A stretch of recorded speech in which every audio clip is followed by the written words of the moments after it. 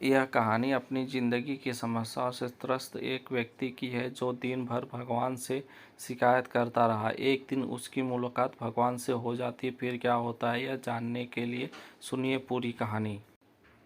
एक आदमी मंदिर में सेवक था। उसका काम मंदिर की साफ सफाई करना था। भक्तों और श्रद्धालुओं द्वारा दिए गए दान से थोड़ा बहुत उसे मंदिर के पुजारी द्वारा दिए जाता था। इसी से उसका गुजर बसर चल रही थी। वह अपने ज़िंदगी से बहुत परेशान और दुखी था। मंदिर में काम करते करते वह दिन भर अपनी ज़िंदगी को लेकर शिकायत करता रहता।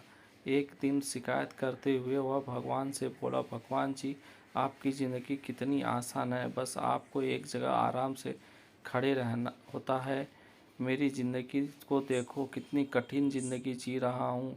मैं दिन भर कड़ी मेहनत करता हूँ, तब कहीं 2 जून की रोटी नसीब हो पाती है। काश मेरी ज़िंदगी भी आपकी तरह होती। उसकी बात सुनकर भगवान बोले, तुम जैसा सोच रहे हो वैसा नहीं है। मेरी जगह रहना बिल्कुल आसान नहीं। मुझे बहुत सारी चीज़ें देखनी पड़ती है, बहुत ही व्यवस्थाएं करनी पड़ती है।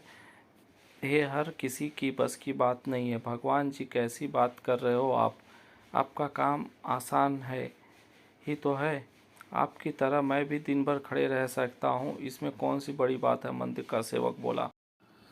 तुम नहीं कर पाओगे, इस काम में बहुत धैर्य की आवश्यकता पड़ती है। भगवान बोले, मैं ज़रूर कर पाऊँगा। आप मुझे एक दिन अपनी ज़िंदगी जीने दीजिए। आप जैसा बताओगे मैं वैसा ही करूँगा। मंदिर का सेवक जिद करने लगा।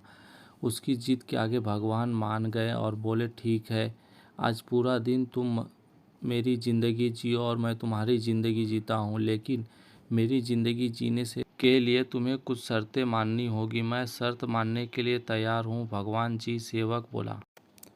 ठीक है, तो ध्यान से सुनो। मंदिर में दिन भर बहुत से लोग आएंगे, तुमसे बहुत कुछ कहेंगे, कुछ तुम्हें अच्छा बोलेंगे तो कुछ बुरा।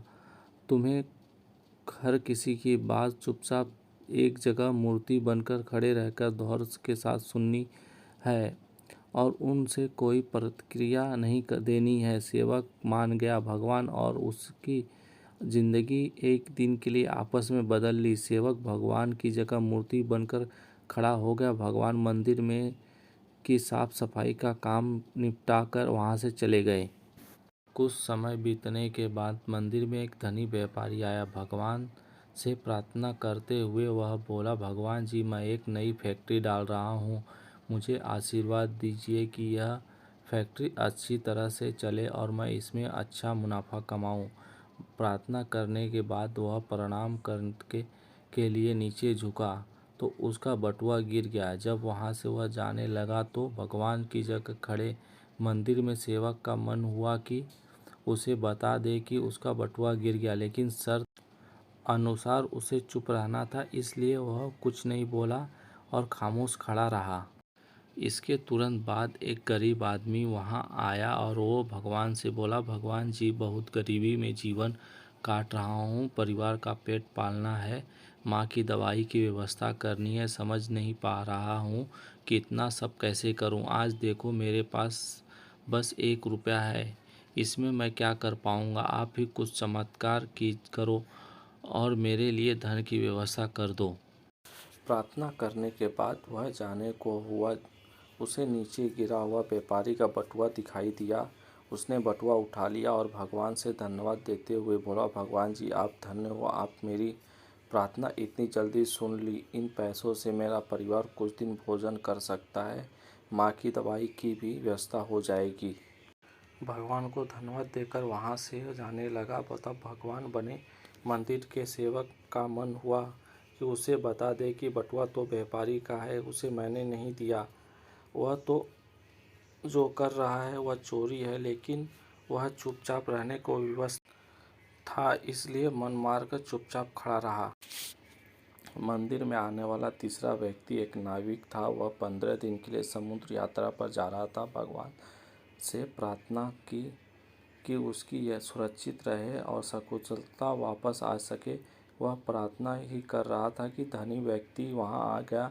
अपने साथ पुलिस भी लेकर आया और नाविक को देखकर वह पुलिस को बोला, मेरे बाद मंदिर में आने की ज़रूरत इसकी मेरी बटुआ चुराया है, इसलिए इसे गिरफ्तार कर लीजिए।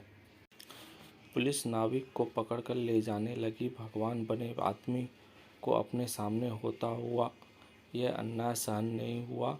शर्त के अनुसार उसे चुप रहना था, लेकिन उसे लगा कि बहुत गलत हो चुका है। यदि अब मैं चुप रहा तो एक बेकसूर अपनी आदमी को व्यस्त में सजा भुगतनी पड़ेगी। उसने अपनी चुप्पी तोड़ते हुए कहा, आप गलत व्यक्ति को पकड़ कर लेके जा रहे हो। ये बटुआ नहीं इस नाविक ने नहीं बल्कि इसके पहले आए गरीब व्यक्ति ने चुराया है। मैं भगवान हूँ, मैंने सब देखा है। पुलिस भगवान की बात कैसे नहीं मानती। उसकी बात मानकर उन्होंने नाविक को छोड़ दिया और गरीब आदमी को पकड़ लिया, जिसने बटुआ लिया था। शाम को जब भगवान वापस आए तो मंदिर के सेवक ने पूरे दिन की विधाता सुनाकर उन्हें गर्व के साथ बताया कि आज मैंने एक व्यक्ति के साथ अन्याय होने से रोक दिया। देखिए अपनी सारी ज़िंदगी आज मैंने कितना अच्छा काम किया। उसकी बात सुनकर भगवान बोले, ये तुमने क्या किया? मैंने तुमसे कहा था कि चुपचाप मूर्ति बनकर खड़े रहना, लेकिन वैसे न कर तुमने मेरी पूरी योजना पर पानी फेर दिया। उस धनी व्यापारी ने बुरे कर्मों द्वारा इतना धन कमाया था। यदि उसमें से कुछ पैसे गरीब आदमी को मिल जाते तो उसका भला हो जाता और व्यापारी को पाप भी कुछ कम हो जाता। जिस नाविक को तुमने समुद्र में यात्रा भेज दिया वह मेरे जीवन में वापस नहीं आ पाएगा। समुद्र में बहुत बड़ा तूफान आने वाला है। यदि वह कुछ दिन जेल में रहता तो कम से कम बच जाता। सेवक को यह सुनकर एहसास हुआ कि वह तो बस वही देख पा रहा था जो उसकी आंखों के सामने हो रहा था। उन सबके पीछे की वास्तविकता को वह नहीं देख पा रहा था। जबकि भगवान के जीवन की हर पहलू पर अपनी योजना बनाते हैं और लोगों को जीवन को चलाते हैं। हम सब भी भगवान की योजनाओं को समझ नहीं पाते। जब हमारे साथ कुछ गलत हो रहा होता है या हमारे हिसाब से कुछ नहीं हो रहा होता है तो अपना धैर्य खोकर हम भगवान को कोस देने लगते हैं। हम ये नहीं समझ पाते कि इन सब के पीछे भगवान की कोई न कोई योजना छुपी होती है। ऐसे समय में हम भगवान पर विश्वास रखकर धैर्य धारण करने की आवश्यकता है। इसलिए चिंता न करें। यदि आपके मर्जी से कुछ नहीं हो रहा है तो इसका अर्थ है कि वह भगवान की मर्जी से हो रहा है। भले ही देर से ही सही, भगवान की मर्जी से सब अच्छा होता है। यदि आपको मेरी कहानी पसंद आए तो चैनल को सब्सक्राइब और लाइक और प्लीज़ कमेंट कीजिए।